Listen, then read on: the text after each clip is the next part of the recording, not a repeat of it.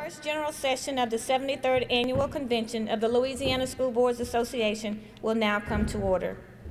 The Louisiana School Boards Association is actually having our 73rd annual convention and 73 years of an association supporting local school districts across the state. We think is very much needed. We love the support. Actually, we're like the step under our National School Boards Association there. And with the support of this association, we have been able to disseminate information across the state where we once not had an avenue to do so. And what is the theme of this year's convention? This year's convention is Stopping the Pirates. As Louisianans may know, we have been challenged in education, as we know it as public education, with threatening of takeovers where charter schools coming in, and we are really concerned about the future of our education status and saying, you know, we want to save education here in Louisiana and keep it a public system. What would you like to see happen at the state level? Oh gosh, at the state level, I would love to see the State Department of Education take over and really guide us, the local school districts, on education. I would like to not see them in an effort to take over schools and then allow them to become charter operated. There has been no found research on how a charter operated school, privatizing if you will, is doing a better job than public ed. We would like for the state to step in and say, here's the funding that you need, here's a plan that we think every student is going to need across the state, and say this is what we believe is going to work. Just taking over a school is not the answer. One of the major issues is funding. Adequate funding for public education. Give us an idea on what that means at the local level. Well, on the local level, resources, school districts who don't have the wherewithal to pass millages or taxes to raise money for schools, or looking to the state, through the minimum foundation formula to adequately fund public education in the local school districts. And we also lobby in Washington on a national level to also have money from the federal government come down to the local levels, whether it's Title I, the Elementary and Secondary Education Act, No Child Left Behind, those funding levels there that bring money to our state and to local school districts. And what is it that you would like to see happen both in Baton Rouge and in Washington? Well, naturally, we try to work with some collaborative partnerships with the state government and the federal government on funding public education. If education is going to be our #1 priority, then we need to fund it properly, and it's not being done that way. We're having a lot of funding problems with insurance, health care, even with transportation. So the main thing that's really hindering us is funding. That's why we very anxious to have a 2.75% for the Bessie board. Hopefully they're in support of this for us for the growth factor. And what would that money be used for typically among school systems around the state? Well, it's going to be used just about for everything: construction, teacher salaries, all kind of different programs, for kids. Also, one of the things that we're looking at desperately, of course, is the funding for our pre-K program, because as you well know, children need to start off young, in the school system, and we need the funding for that as well. The state is asking us to pay for nationally board certified teachers, which was a mandate at one time. Now they're cutting that out, and they're asking the districts to pick that up. Also, I'm understanding they're asking us to pick up private school buses. So we'll have to pick up that cost. Is big talk right now. I just spoke with my superintendent. She said before we got here she had got something from the Department of Ed that they're looking at our reserve balances. Those type deals, you have to have your reserves. And if they're going to cut our funding because of our reserves, you're punishing a district for having reserves.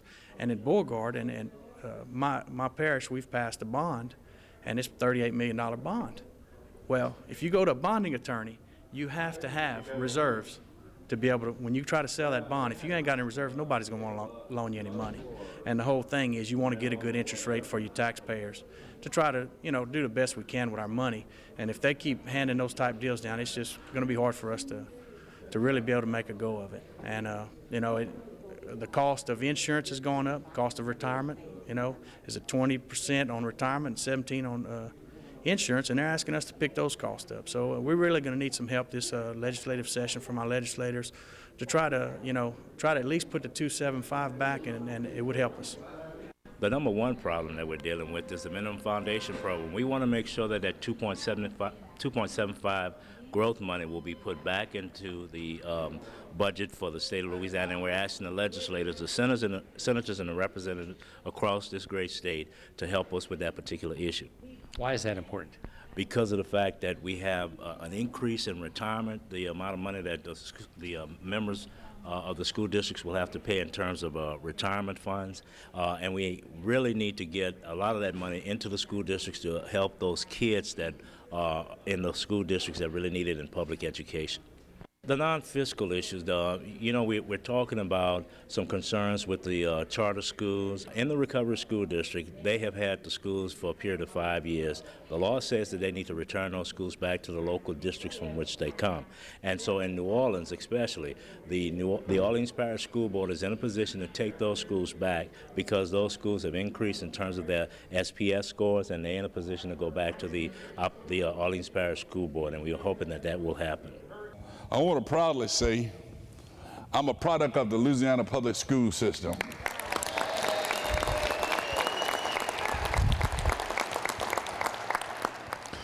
A position I've mentioned many times over in my career since I made general. My last boss, General Hondo Campbell, commander of the United States Forces Command, and an LSU graduate, commands all the United States Army troops inside the continental United States. Again, up from around the Shreveport area. Again, that's what he claimed. But I think he spent his barefoot years in some little community up there. But he's a 4-star general, and he's also a product of Louisiana's public school system, which we both take a lot of pride in. I'm a product of the Louisiana public school system, something I'm very proud of, and it is a testament of not where you start, it's where you end. And while we need to make some significant changes in education, as seen in most of the daily newspapers in Louisiana, dominated about the issue of education and resource in education, is certainly not an afterthought of the citizens of Louisiana mind that we need to do something to improve our education. But in the meantime, we need to remember those that graduate can compete anywhere. It's up to the student and the opportunities that they have to compete for jobs and higher education. We have a lot of hard and difficult days ahead of us that we're going to have to leave this convention and go into a legislative session. That's a regular session. And we're going to have a lot of bills that we're going to be dealing with. And we need the school board members to stay vigilant in terms of the job that they have to do during this legislative process. And so we're encouraging the board members to talk to their senators and representatives back home to let them know that we need increased assistance with public education across the state of Louisiana.